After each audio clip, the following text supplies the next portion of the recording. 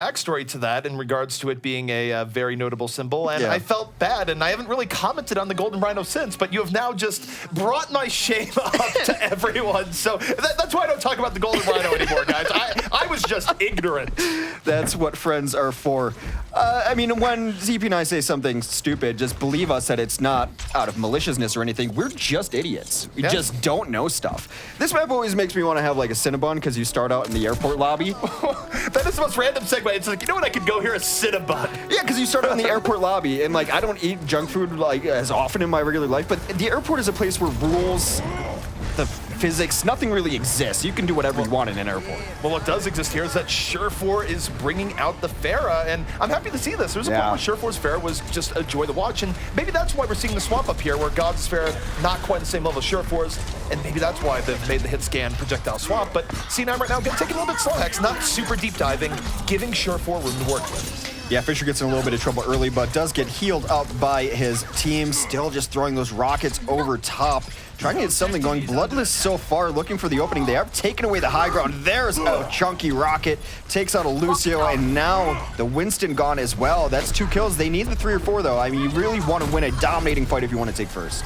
And that's about as dominant as it gets. It wasn't a flashy dominance where a team just rolls in and just makes the other team look terrible in the span of 2 seconds. It was just slow and methodical, where they knew Surefour would eventually hit rockets if given the opportunity. And right now, Adam doing his best wins impression. Tweeting from the cart. I don't know. Maybe he has tweeted. Quick, someone check Adam's Twitter account. He's tweeting from Numbani, live tweeting the Doomfist spectacle. But we do see the dive going even deeper. Hollywood Hammers thinking they could have a chance to breathe. Not happening. Kaiser and Gods just suffocating them here in this room. And this aggression, while very good, might get thrown back in their face at least a little bit. Only 2 kills for the side of Hollywood Hammers so far, though, so it has been the Cloud9 show. This is the Cloud9 we assumed had been playing in their other matches, and they look dominant right now. There's not really another way to say it. The losses that they did incur were rezzed out immediately because I think Rolf just felt like using something at the time. He's been rather untouched.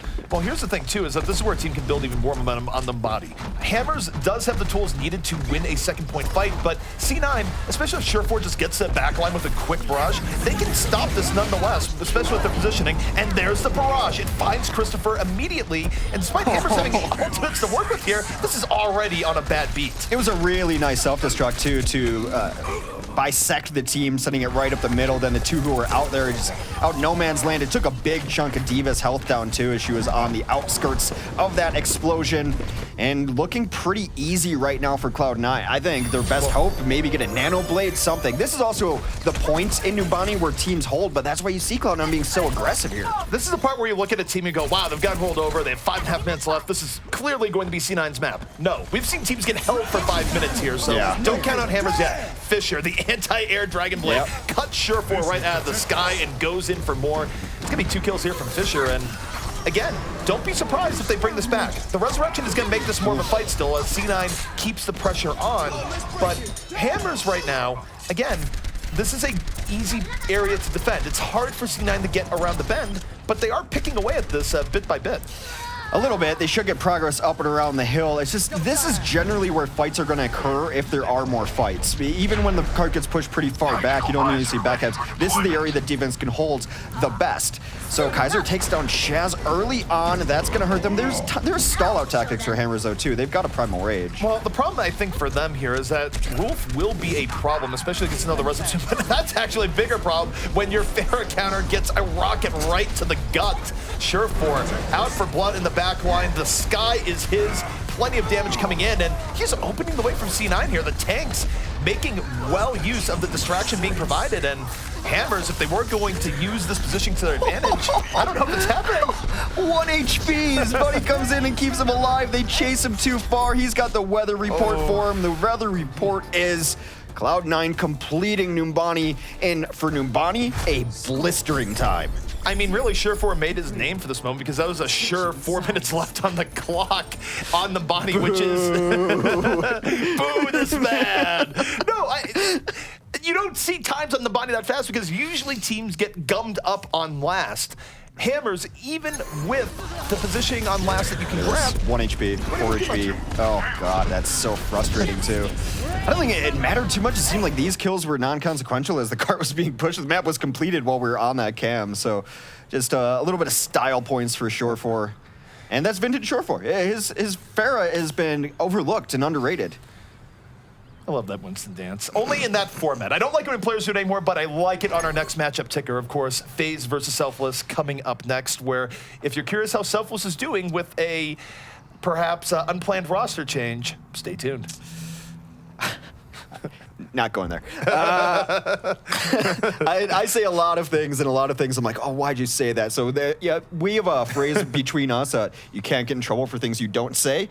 I'm going to exercise that. I should get that tattooed right below don't leave Grim on the high ground. They're all over my lower back. Yeah, you know, take a look here. Adam's having fun with the minigame here. Just, you know, he could be going to the point, but why go when you have 20 seconds of sweet wall riding action? Sweet, sweet wall riding action. He's just showing off his moves for the World Cup national team, the USA Overwatch World Cup national team. It's like a 4-word long name officially. It is a long word, but they have good jerseys this year. Yeah, well, USA, USA, USA. I'm not biased at all. Just a man who loves his country. Defensively, they're in for it here, or actually I should say offensively up against the wall. Not only is that a blistering time, but we talked about how brutal just taking first can be at this section, and I think a lot of this has to rely on Snizzlenose shutting down Surefour. That has to happen for anything else to happen. Well, Surefour is a case where you got to expect C9 to spend a lot of their effort defending him. Zephyr will be going to the back, keeping Surefour in the fight, and if you maximize his uptime, it's going to make things really difficult. As C9 right now, they're bending back, they're not breaking in, they're not even taking that much damage, Hex, if you take a look at this dive in from Hammers. Yeah. They're giving up a little bit of room. However, that can be bad. Nesh getting his pound of flesh and gods, taking him out, and it's good positioning on the point here by Hammers. They just go straight for the prize, and now C9 gonna have to work from behind a bit, even though they still have 5 up.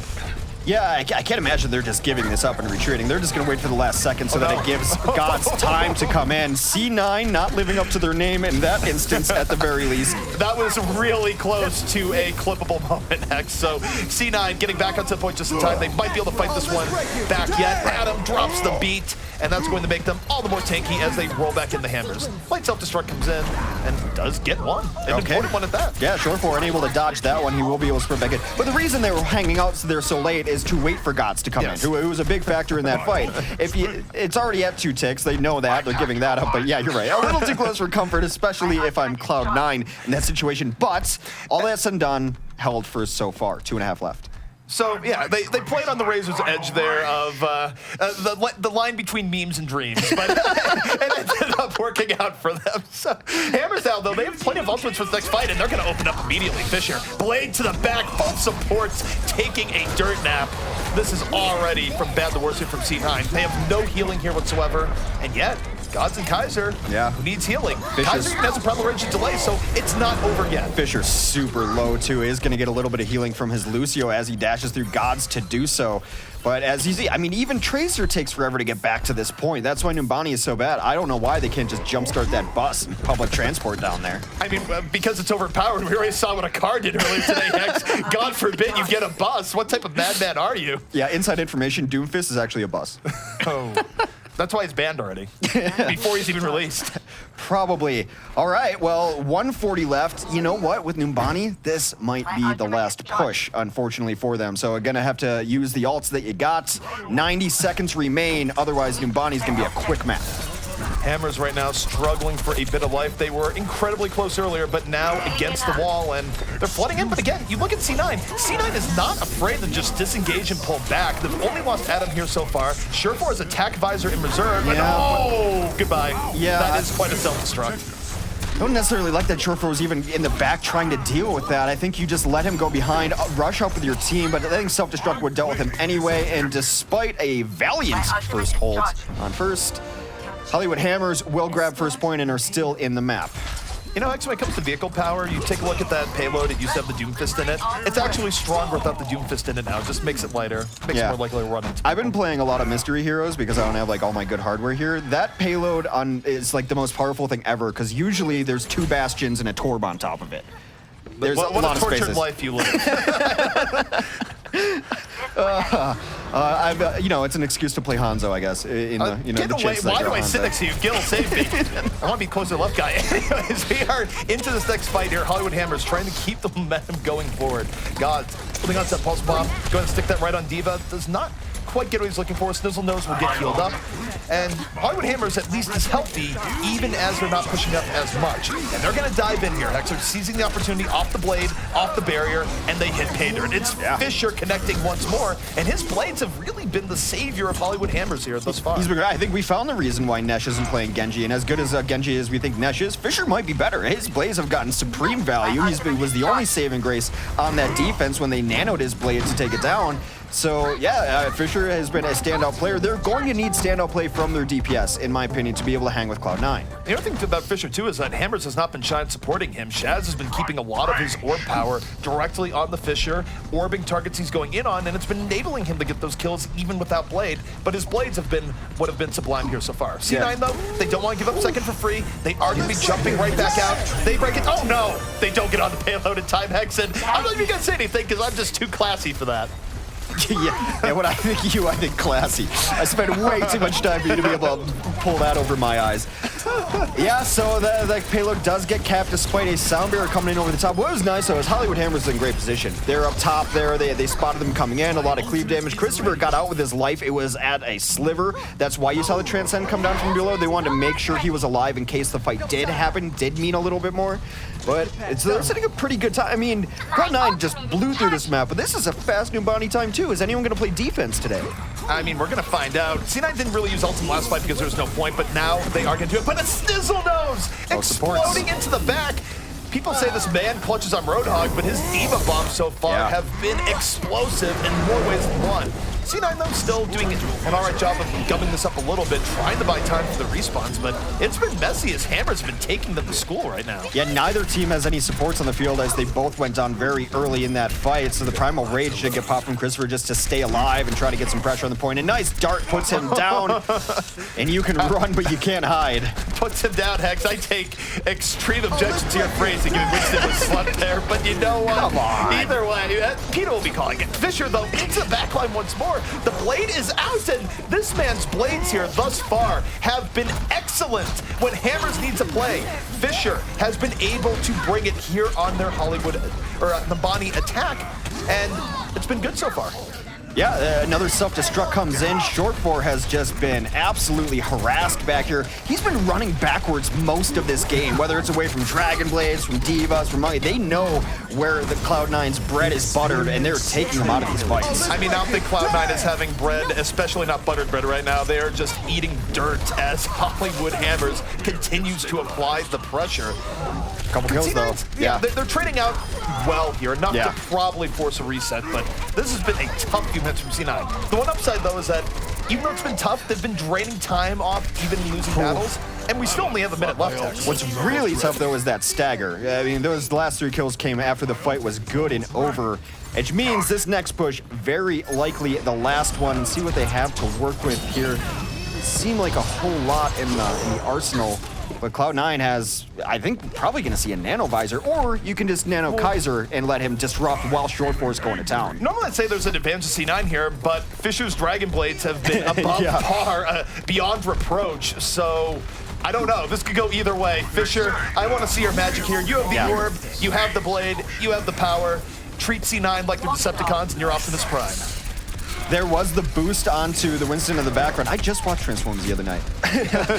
I watch a lot of TV, unfortunately. A couple kills come in late here. The blade is out looking for it, but not the pit. Wow, finds a Winston in his face. Makes him think twice about it. Knocked over there. Not the clean engagement the offense needs. 20 seconds left, but they have to stay in this. Well, it might have been a bit of a caster curse there as Fisher does not get quite as much, but that was mostly because of Kaiser just playing bouncer, keeping Fisher away from the fight.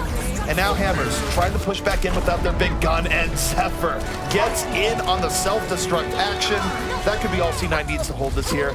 Valiant effort from Hammers, but time has run out. Overtime is in progress, and it is quickly ticking away. Yeah, and Fisher doesn't even have a blade. mean, there's always a chance if Fisher's got a blade, but a good hold there at the end. Do you think this is just a symptom of Numbani, the complete lack of defense you see between first capture and then very last bend?